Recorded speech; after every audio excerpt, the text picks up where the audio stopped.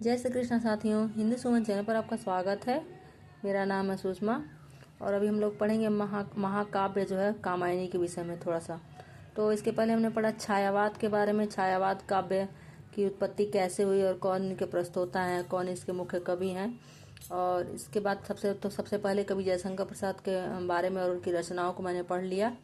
अब हम लोग पढ़ते हैं कामायनी। तो कामायनी के विषय में कुछ लाइनें जो कि परीक्षाओं में पूछी जाती है।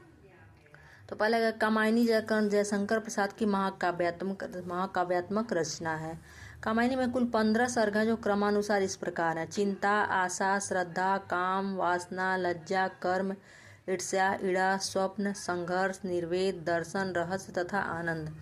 तो अभी क्या है, आप लोग सोच रहे होंगे कि इसमें से क्या आएगा, कुछ नहीं, पर इसमें से पूछता है कि कौन सा किस नंबर पर है, काम या फिर वासना के पहले कौन सा सर्ग आता है, श्रद्धा के बाद कौन सा सर्ग। इस तरह से कई बार यूजीसी नेट में परीक्षाओं में पूछा हुआ प्रश्न है ये। और या फिर लाइनें दे देगा, कुछ पूछेगा कि यह किस सर्ग का है। तो इसलिए 15 सर्गों को पढ़ना जरूरी है।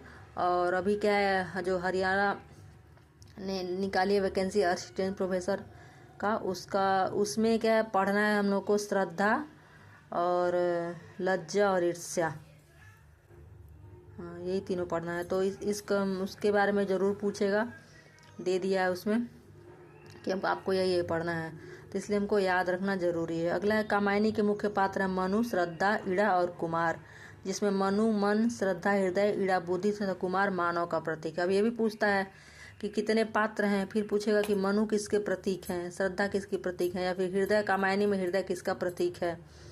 अगला है कि कामायनी के कथा वस्तु का आधार ऋग्वेद, छांदोग्य, उपनिषद, शतपथ ब्राह्मण तथा श्रीमद् भागवत है। इसमें से भी प्रश्न पूछा हुआ बहुत बार कि इसकी कथा वस्तु का आधार क्या है। कामायनी वर्णित घटनाक्रम शतपथ ब्राह्मण से लिया हुआ है, अभी प्रश्न पूछा हुआ है। कामायनी का बाह्य ढांचा काफी हद तक प्रसाद के ही कामना नाटक से मिलता है। कामायनी में जिस आनंदवाद की अभिव्यक्ति हुई है उसे प्रसाद एक घूट एकांकी में पहले ही प्रतिष्ठित कर चुके हैं। इन सभी लाइनों से एक एक प्रश्न कई बार पूछा हुआ है। अगला है कामायनी में प्रसाद ने मूल मनोभावों का पात्रों में रूपांतरण कर प्रथम पुरुष मनु एवं प्रथम स्त्री श्रद्धा की कथा के जरिए मनुष्य के संपूर्ण अस्तित्व की कथा को प्रकारांतर से कह दी है। इसमें से भी प्रश्न पूछता है कि प्रथम पुरुष के रूप में किसको है, प्रथम स्त्री के रूप में किसको है। कामायनी के स्वप्न और संघर्ष सर्गों में सारस्वत प्रदेश का वर्णन हुआ है। इनमें पूंजीवादी सभ्यता और वर्ग संघर्ष का संकेत मिलता है। औद्योगिकरण संबंधित प्रश्न स्वप्न सर्ग में मिलता है। अगला है कामायनी में स्त्री व पुरुष की संरचना समझते हुए सृष्टि के विकास में उनका योगदान संघर्ष एवं प्रेम के संयोग से उसे आनंद का आधार माना गया है।